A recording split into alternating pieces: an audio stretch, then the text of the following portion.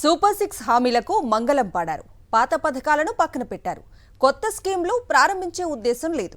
కనీసం ప్రజలకిచ్చే స్థలాల విషయంలోనైనా క్లారిటీ ఉందా అంటే అది లేదు.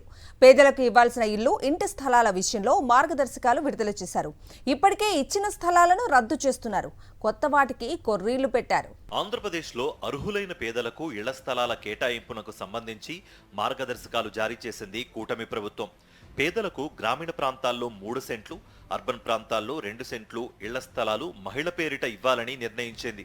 అర్బన్ ప్రాంతాల్లో ప్రభుత్వ స్థలాలు లేకపోతే ఏపీ టిడ్కో సహా ప్రభుత్వ గృహ నిర్మాణ పథకాల కింద ఇళ్లు ఇవ్వాలని కలెక్టర్లను ఆదేశించింది.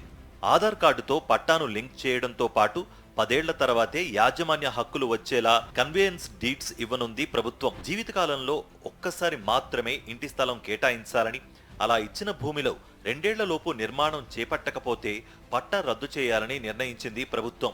తెల్ల రేషన్ కార్డున్న బీపీఎల్ లబ్ధిదారులు, రాష్ట్రంలో ఎక్కడా సొంత ఇల్లు లేదా స్థలం లేనివారు, గతంలో ఏ ప్రభుత్వ హౌసింగ్ స్కీమ్ కిందకు రాని వారికి మాత్రమే పట్టాలు ఇవ్వాలని ఆదేశించింది ప్రభుత్వం.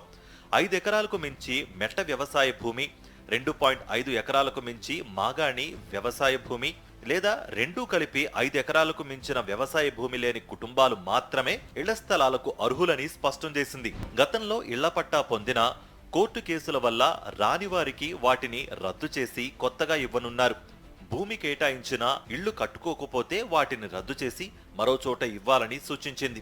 ఇంటి స్థలాల కోసం గ్రామ, వార్డు సచివాలయాల్లో దరఖాస్తులు స్వీకరించనున్నారు. వీటిని వీఆర్ఓలు, ఆర్ఐలు విచారణ జరిపి జాబితా తయారు చేస్తారు. సచివాలయాల్లో జాబితాను డిస్ప్లే చేసిన తర్వాత అభ్యంతరాలను స్వీకరిస్తారు.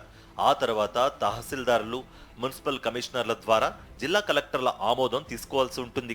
పేరుకు పేదలకు భూములు, ఇళ్లు ఇస్తామని ప్రకటించిన 1,00,000 నిబంధనలు పెట్టింది కూటమి సర్కారు. పైగా సూపర్ 6 హామీలకే నిధులు లేవని చేతులెత్తేసిన ప్రభుత్వం కొత్త ఇళ్లు కట్టేందుకు నిధులు ఎక్కడి నుంచి తెస్తుందనే విషయంపై మాత్రం క్లారిటీ ఇవ్వడం లేదు.